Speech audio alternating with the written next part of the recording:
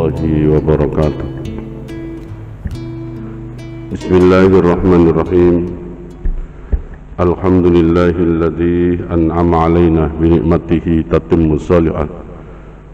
Asyhadu an la ilaha illallah wahdahu la syarika lah. Wa asyhadu anna sayyidana wa nabiyyana Muhammadan abduhu wa rasuluh. Allahumma salli wa sallim wa barik ala sayyidina Muhammad wa ala alihi wa sahbihi wa man tabi'ahum bi ihsanin ila yaumil ma'ad, amma ba'd. Jamaah salat subuh rahimakumullah, bersama-sama mari kita lahirkan rasa syukur kita pada Allah Subhanahu wa taala, di mana pagi hari ini Allah masih takdirkan kita dengan takdir yang baik, bisa bangun lalu menuju ke tempat ini dan bersama-sama kita melaksanakan sholat jamaah subuh. Kita semua berharap mudah-mudahan apa yang telah kita lakukan ini menjadi amal baik yang diterima oleh Allah Subhanahu wa taala, dan karena ini pula menjadi sebab dimudahkan urusan kita oleh Allah Subhanahu wa taala. Yang kedua, terhadap saudara-saudara kita yang saat ini masih diuji dengan sakit, mudah-mudahan senantiasa sabar dan segera diangkat penyakitnya oleh Allah Subhanahu wa taala. Terakhir, kita doakan orang tua kita yang telah mendahului kita. Mudah-mudahan semua kebaikan kita pahalanya sampai pula pada beliau-beliau. Al-Fatihah. A'udzubillahi minasyaitonir rajim. Bismillahirrahmanirrahim. Alhamdulillahirabbil alamin arrahmanir rahim maliki yaumiddin. Iyyaka na'budu wa iyyaka nasta'in ihdinas siratal mustaqim siratal ladzina an'amta 'alaihim ghairil maghdubi 'alaihim waladdallin. Amin. Para jemaah sekalian yang dirahmati oleh Allah, pagi hari ini sampai pada asma yang ke-74, yaitu Al-Batin. Al-Batin yaitu Allah yang maha tersembunyi. Kalau sebelumnya adalah Al-Zahir, Allah yang maha menampakkan atau nyata. Ya, maka di dalam diri kita itu ada zahir, ada batin. Zahirnya berupa jasad ini, batinnya itu adalah hati kita. Nah, saat ini sekali lagi pada al-batin, melihat al-zahir Allah yang maha nyata dan al-batin Allah yang maha tersembunyi, seolah-olah sesuatu yang berlawanan gitu ya. Tapi justru di dalam kajian ini al-zahir dan al-batin adalah sebuah keserasian antara satu dengan yang lain, membuat semakin sempurna. Jadi al-zahir dengan al-batin itu adalah sebuah keserasian yang sangat sempurna. Karena kata Imam Ghazali dalam kitab ini, sifat ketersembunyian Allah itu disebabkan oleh kejelasannya, ya. Dan demikian pula kejelasannya yang luar biasa itu disebabkan oleh ketersembunyiannya. Jadi saling melengkapi, justru di situ menunjukkan sebuah kesempurnaan. Seorang tafsir yang bernama Ar-Razi itu memberikan gambaran jelas untuk kita bisa memahami, yaitu dengan matahari. Matahari yang terang benderang seperti itu, ya. Ketika tampak mataharinya, andaikan tidak tenggelam matahari, mungkin orang akan mengatakan, ya, masjid ini terang karena memang bendanya terang.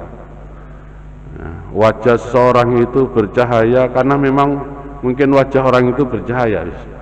Tidak ada peran daripada matahari, mungkin gitu ya. Tapi dengan tenggelamnya matahari saat gelap, itu justru, oh ternyata kemarin masjid itu terang karena matahari. Wajah orang itu kelihatan bersih karena matahari. Nah, jadi kemarin ketika ada matahari itu seolah-olah itu bersih karena wajahnya memang gitu. Tapi dengan tenggelamnya matahari, ya, itu justru, oh berarti terangnya wajah orang itu, bersihnya wajah itu karena tersinari oleh matahari. Jadi ketidakberadaannya atau ketersembunyiannya Allah itu justru menjelaskan adalah ke apa ya, keterangannya daripada matahari itu sendiri. Kalau misalnya taruhlah UPN itu bisa jalan dengan baik, itu karena ada peran Pak Fauzi gitu ya. Itu biasa-biasa ketika beliau ada di situ terus. Itu baru terasa ketika beliau tidak ada. Ngini biyen nek ana Pak Fauzi beres saiki iki karena Pak Fauzi malih. Nah, berarti keberadaan beliau ini justru akan semakin tampak, ya, ketidakadaan beliaunya ini akan semakin menguatkan keberadaan beliau. Ya. Mbah Soleh itu saat ada Kanjeng Sunan Ampel itu mungkin biasa-biasa saja, ya, nyapu begitu, ya, biasa-biasa, orang menganggap biasa. Keberadaannya itu sepertinya kurang penting begitu. Tapi ketika beliau meninggal dunia, masjid itu jadi kotor, sawang-sawang masih ada, sehingga Kanjeng Sunan Ampel bilang iki biyen nek ana soleh ngono gak tahu kotor ngene. Bersih ya. Berarti keberadaan Mbah Soleh itu adalah ternyata penting begitu. Buktinya apa? Ketika tidak ada beliau, masjid itu kok kotor. Ya. Jadi seperti itu ya. Maka orang yang tampan itu harusnya berterima kasih kepada yang tidak tampan. Karena jenengan dikatakan tampan itu karena ada orang yang tidak tampan itu. Ini strategi ini kadang-kadang saya pakai lah, ya. Ini rahasia tapi diomong gitu. Ketika kami bimbing umroh, ya, selama ini kalau kami bimbing umroh selalu kami pandu sendiri, bagaimana sholawat talbiyahnya, bagaimana doa saat tawaf, sa'i, ya, dan seterusnya itu selalu kita pandu sendiri. Sesekali mutawif itu kami minta untuk mandu. Silakan Ustaz, untuk umroh kedua nanti jenengan yang mandu. Ya, ini. Nah kebetulan mutawif ini suarane kebetulan saja tidak lebih baik dari kami. Komunikasinya karena memang mungkin masih baru belajar, belum lancar. Ya, intonasinya, ya, artikulasi daripada hurufnya juga tidak jelas. Ya. Ketika kami bimbing sendiri mungkin ya jamaah biasa-biasa saja. Itu baru terasa ketika kita tidak bimbing, lalu orang yang kurang baik yang bimbing. Aduh isi enak korek saja. Nah itu. Jadi keberadaan itu ya akan terasa sekali ketika kita tidak ada. Demikian pula matahari yang terang seperti ini mungkin biasa-biasa, baru terasa ketika matahari itu tenggelam. Nah, demikian pula al-batin, yaitu Allah, ketersembunyian Allah itu justru memperjelas keberadaan Allah, kenyataannya Allah, kezahirannya Allah. Ini sudah poin yang pertama dari sisi pemahaman al-batin, maha ketersembunyian, artinya apa? Yaitu Allah tampak oleh sesuatu yang nyata tadi. Ya, artinya semakin kuat bahwasanya tentang keberadaan Allah itu. Lalu spirit yang bisa kita ambil daripada al-batin ini, kitab ini menjelaskan kewajiban batiniah dijadikan Allah sebagai pelindung atau perbuatan anggota tubuh. Segala pekerjaan lahiriah manusia lebih dahulu dinilai dari batinnya. Apapun yang besar dan sesuai batinnya, hal itu bagus dan diterima amal lahiriahnya. Sisi lahiriah tiada berarti karena rusaknya sisi batiniah. Demikian ungkap seorang tafsir yaitu Haris al-Muhasibi. Hal tersebut mengidentifikasikan bahwa peneladanan terhadap asma Allah al-batin menuntut kita untuk senantiasa memperhatikan kesucian niat. Jadi dikatakan ada manusia itu ada zahir, ada batin. Batin itu adalah hati, ya. Hati bukan dalam artian hati tapi kebaikan yang ada di dalam diri manusia itu. Wonge ganteng Pak, ganteng. Tapi batinnya itu ternyata tidak bagus. Ya, sembahyang enggak, poso ndak, nyopet begitu. Masih awake sempurna ya, kulitnya bersih, wajahnya ganteng, gede dukure sip begitu ya. Tapi ternyata akhlaknya jelek. Maka semua itu akhirnya menjadi terhapuskan. Ya. Itu di hadapan manusia, apalagi di hadapan Allah yang berkaitan dengan niat. Dia mungkin sholat, dia mungkin puasa, dia mungkin juga dermawan gitu ya. Tapi karena niatnya, ya, batinnya ini tidak baik, maka menjadi semua yang dilakukan itu tidak baik di hadapan Allah. Di dalam kitab Fadhail A'mal itu dijelaskan ada 3 orang, ya 3 golongan yang saat itu seseorang lewat, kok ada kajian ya, dan yang ngaji kok banyak, siapa ini yang ngaji? Lain kesempatan dia lewat lagi, ternyata yang ikut ngaji banyak juga. Kemudian ya bertanya kepada salah seorang jamaah, itu yang ngisi kajian siapa itu? Kok yang ikut selalu banyak? Akhirnya kata jamaah ini, oh itu namanya Abu Hurairah. Oh itu namanya Abu Hurairah. Dia baru tahu, selama ini hanya mendengar nama saja. Nah, akhirnya orang ini menunggu sampai selesai kajian, terus jamaah pada pulang, ya sahabat pada pulang, terus orang ini tanya, wahai Abu Hurairah, boleh enggak saya minta kepada engkau satu saja apa yang pernah diucapkan oleh Rasulullah kepada engkau? Oh baik. Akhirnya disampaikan oleh Abu Hurairah. Tapi subhanallah, sebelum Abu Hurairah menyampaikan, beliau pingsan. Ya. Dan itu dialami beliau sampai 3 kali pingsan itu, baru beliau bisa bercerita. Kata Abu Hurairah, saya itu pernah mendengar Rasul menyampaikan kelak pada hari kiamat 3 golongan dipanggil dulu oleh Allah. 3 golongan itu, yang pertama adalah ulama, yang kedua adalah orang yang mati syahid, dan yang ketiga adalah orang yang dermawan. Dipanggillah ulama itu, man anta wa ma ta'mal, siapa kamu dan apa yang sudah kamu lakukan? Orang ini mengatakan, saya ini adalah orang alim, hidupku habis waktunya hanya untuk menuntut ilmu, bahkan Al-Quran pun juga telah aku hafalkan. Sodaqtah ya malaikat, benarkah wahai malaikat apa yang disampaikannya? Nah iya ya. Tapi Allah sampaikan, kadzabta, bohong kamu ya. Ini menunjukkan berarti pertanyaan Allah terhadap malaikat itu bukan tidak tahu, tapi pertanyaan itu nek joro Jawa itu wong Surabaya ngarani meleh-meleh no. Ya, meleh-meleh no itu contohnya begini. Ada pencuri sandal di masjid ini.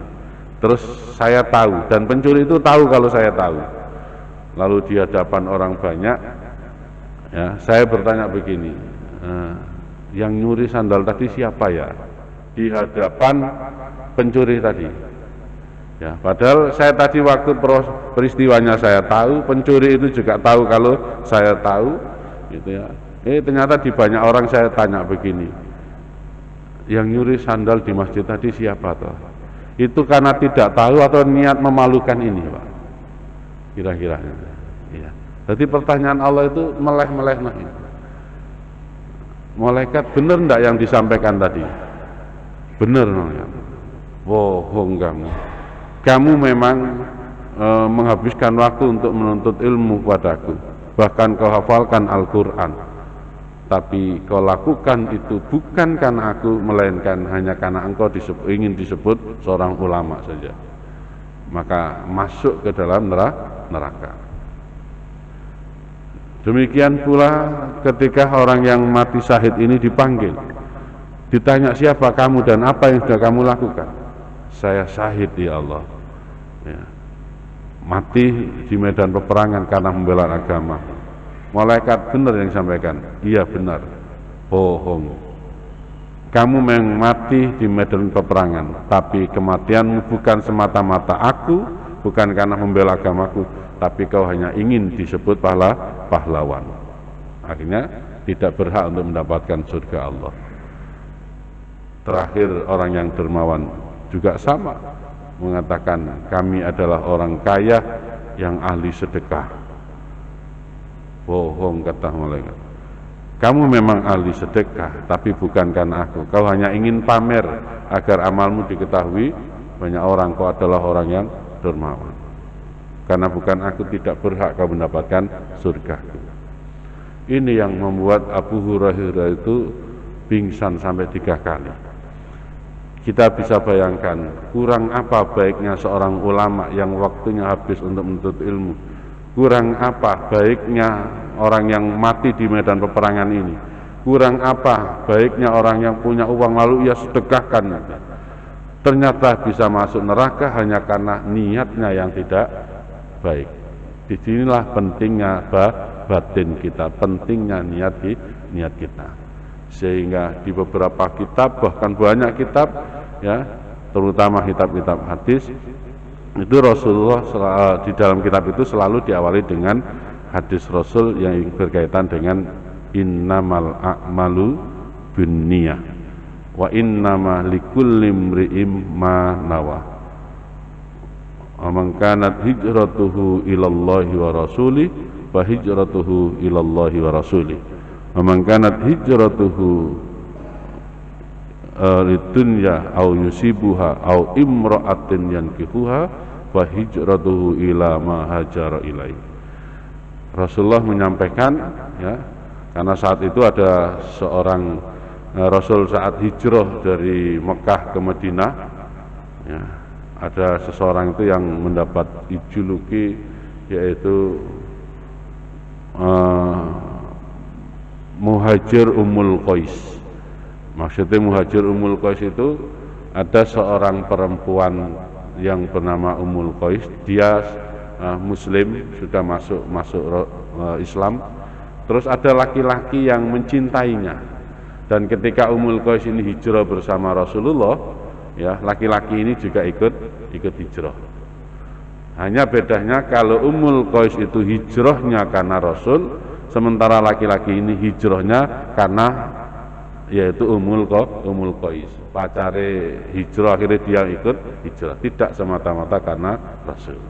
Maka ada rasan-rasan di antara para sahabat itu, ya, di antara sahabat-sahabat iku lho hijrah ya gak niat hijrah, saking pacare melok hijrah, akhirnya dia ngetutno begitu.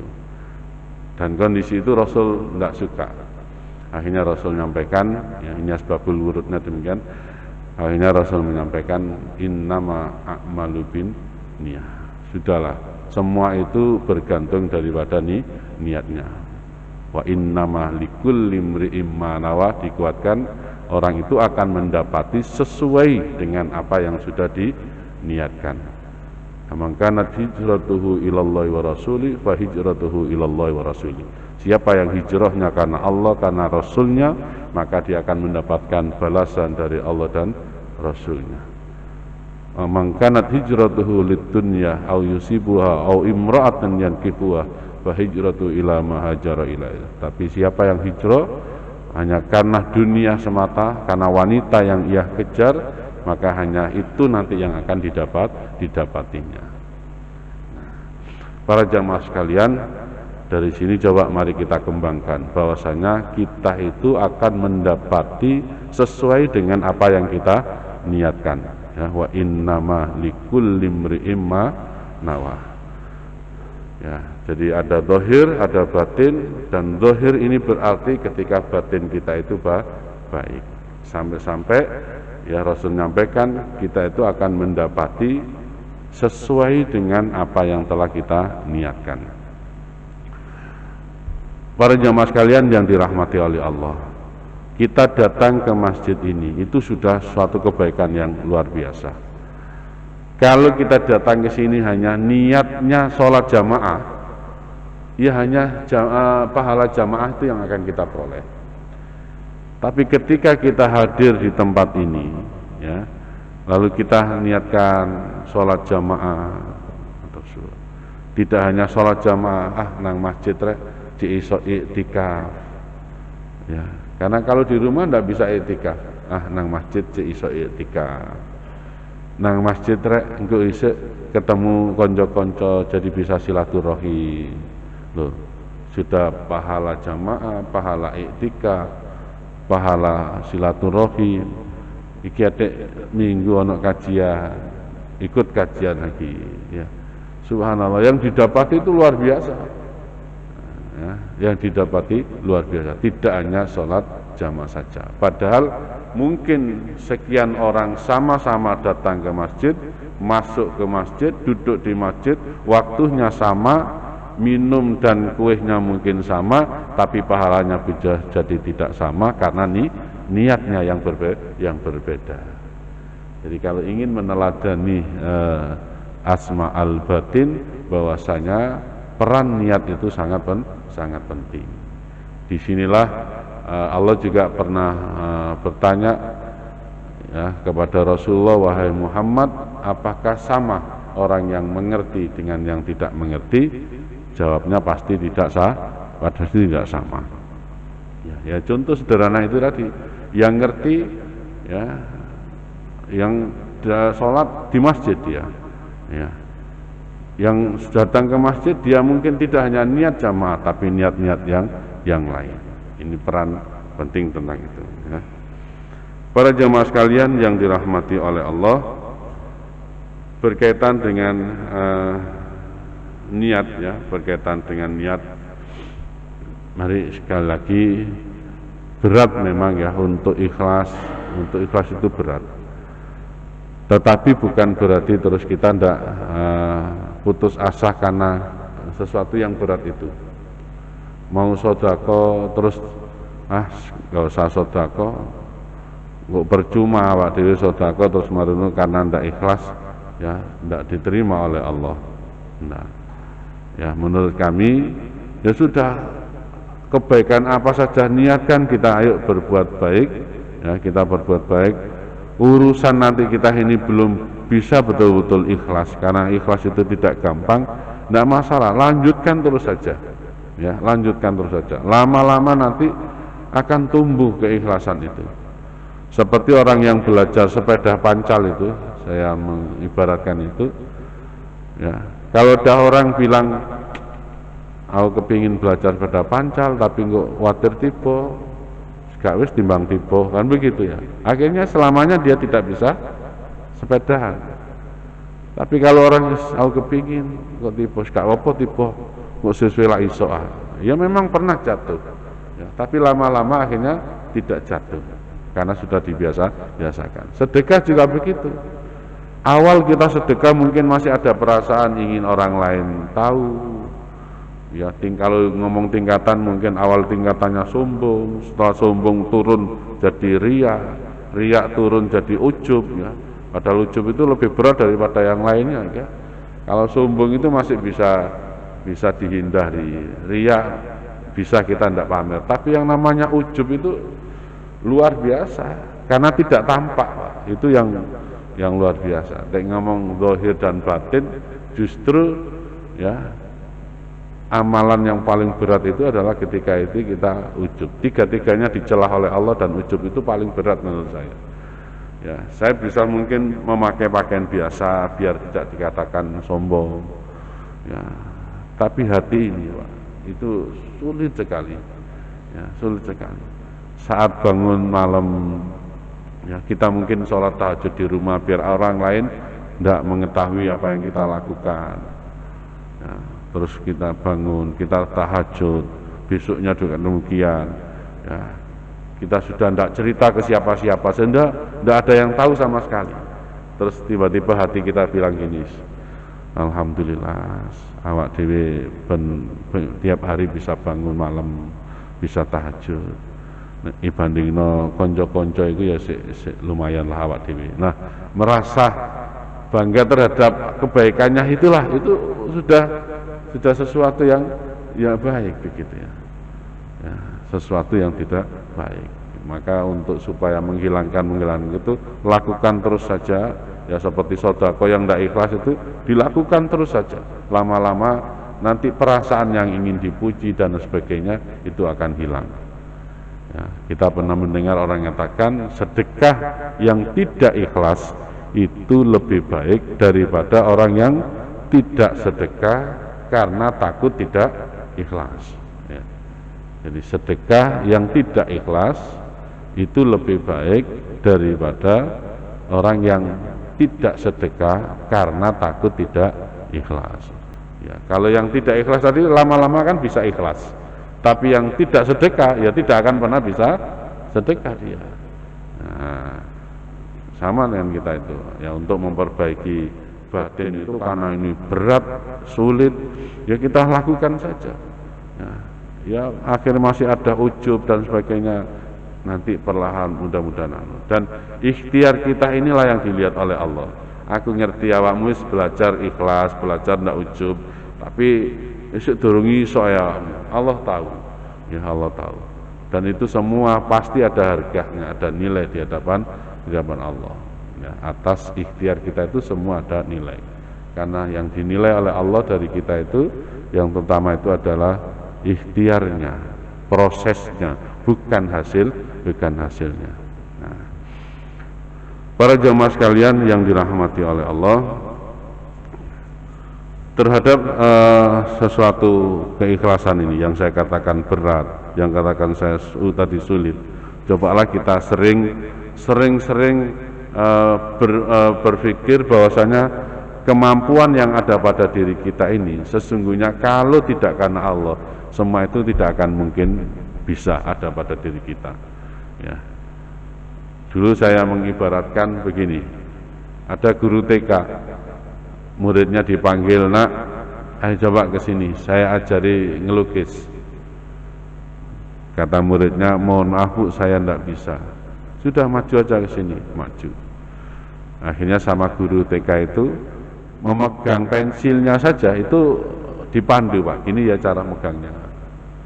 Terus dipegang tangannya, ayo coba coret ke atas, lalu coret ke bawah, naik lagi, turunkan, itu dipegang sambil dicoreti begitu ya.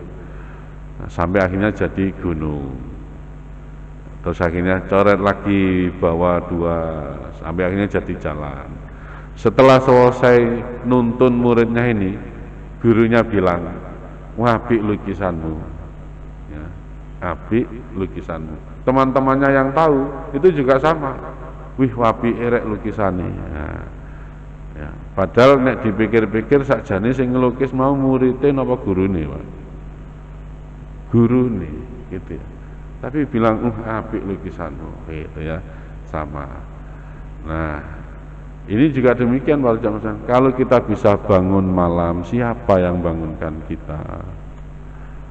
Lalu kita ambil wudhu, sholat tahajud, sampai nunggu subuh lalu berjalan ke masjid, ya, sholat berjamaah. Habis sholat jamaah nanti mungkin pulang baca Quran. Ayo coba kita pertanyakan, apakah setiap yang bangun, yang tidur bisa bangun? Kalau tidak, berarti siapa sebenarnya yang bangunkan kita? Apakah setiap orang yang bangun lalu ambil air wudhu? Apakah ada orang itu yang ke kamar mandi tapi hanya pipis saja? Maka kalau kita wudhu, siapa yang menggerakkan kita, nuntun kita itu? Ya. Apakah setiap orang yang bangun malam lalu dia punya semangat untuk datang ke masjid? Kalau tidak, berarti kalau kita ini semangat, siapa yang membuat kita semangat?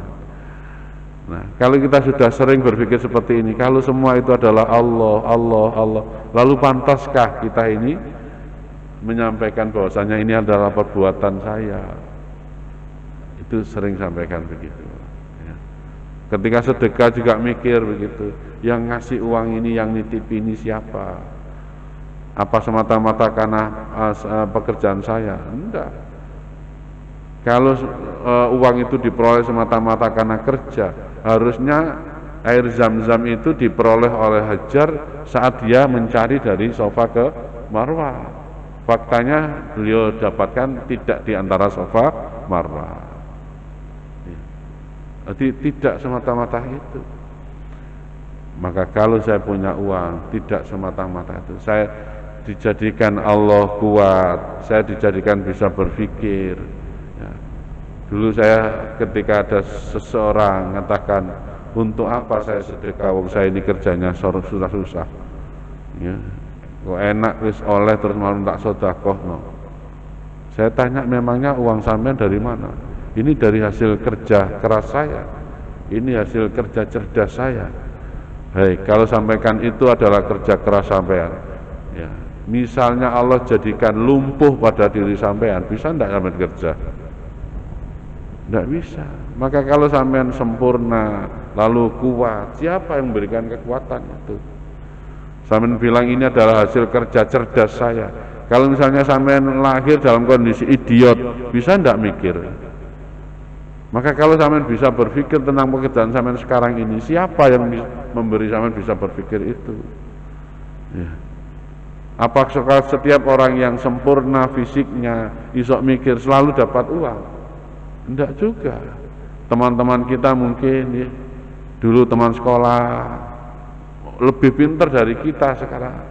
Bisa jadi ternyata teman-teman yang dulu lebih pintar daripada kita itu ternyata jadi karyawan kita. Jadi siapa yang ngatur semuanya itu?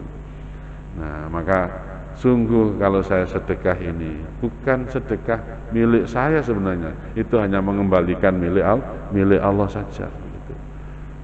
Maka ada ustadz-ustadz yang dalam pilihan kata biar tidak berat, dia tidak katakan aku nyumbang, aku ngekei, enggak, saya titip, gitu ya. Ya, saya titip.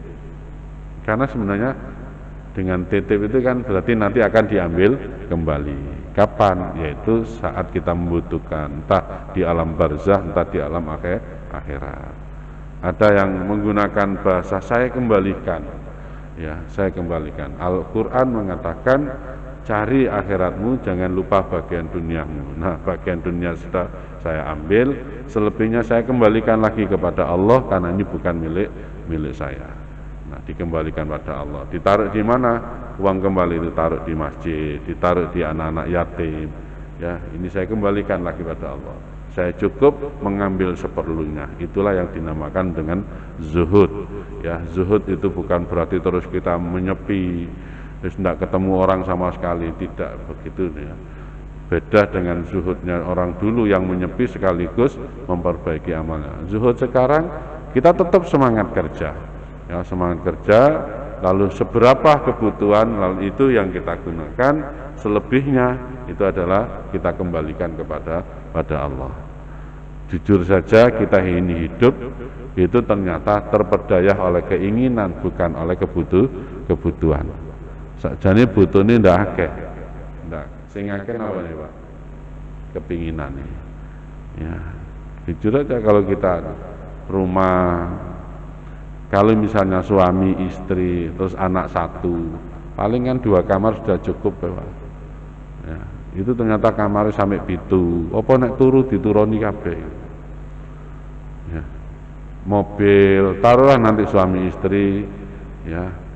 Terus anak 1, berarti ya paling akeh 2. Ya. Atau nek kepingin karena istrinya kerja sendiri, suami kerja sendiri, 3 lah misalnya, masing-masing orang punya misalnya.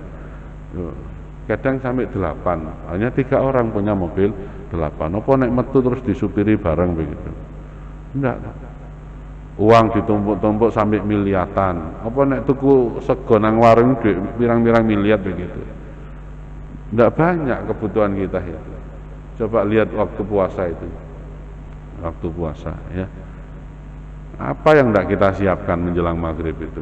Mulai nasi, terus sayurnya, buahnya, minumnya macam-macam, dari air putih ya, terus masih bikin teh, keluar ada orang jual es degan, masih beli es degan, kuehnya juga macam-macam. Apa nanti ketika mendengar adzan semuanya habis? Enggak, kadang-kadang 2 gelas ya, terus makan itu pun enggak sampai embo, Pak. 1 piring juga enggak penuh. sudah kenyang sudah. Ternyata butuhnya kita itu sedikit, sing akeh hanya keinginannya saja. Makanya orang zuhud, yang dengan zuhud itu ia bekerja tetap semangat, ia meraih sebanyak mungkin, lalu ia ambil yang ia dapat, selebihnya ia kembalikan kepada Allah. Yahya bin Mu'ad Ar-Razi dalam hal ini katakan, tuba liman tarokat dunya qabla an tatrukau. Beruntung orang-orang yang bisa meninggalkan hartanya sebelum harta itu ia tinggalkan. Ya, sehingga enak betul orang-orang yang seperti ini, Pak. Dan orang-orang yang cerdas, dia tidak mau membawa harta itu dibawa sendiri, tidak mau. Coba lihat orang-orang yang pintar-pintar itu, umroh, ya, bawa koper sampai 3, tidak dibawa sendiri, ada porternya yang bawa. Nah, nanti tinggal kalau butuh apa, minta tolong baju tadi, minta tolong begini, tidak bawa sendiri, repot. Kalau orang aneh itu, kira-kira kalau kita berpikir mana yang cerdas, yang 3 koper itu dibawa sendiri, atau orang lain yang bawa, kita hanya butuhnya apa terus minta begitu. Harta itu juga begitu.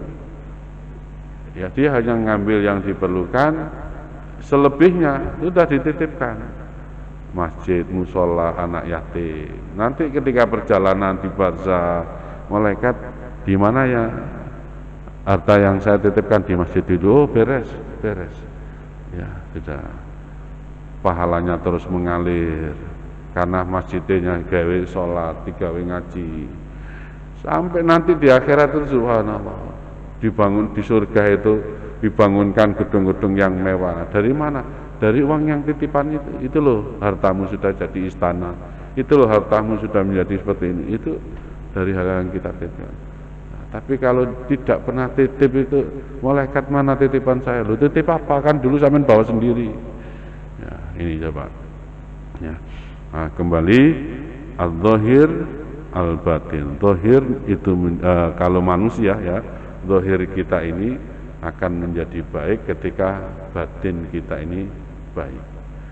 Wongi mungkin elek tapi akhlaknya itu bagus, maka orang akan katakan masya Allah, wong juga ganteng tapi akhlaknya luar biasa.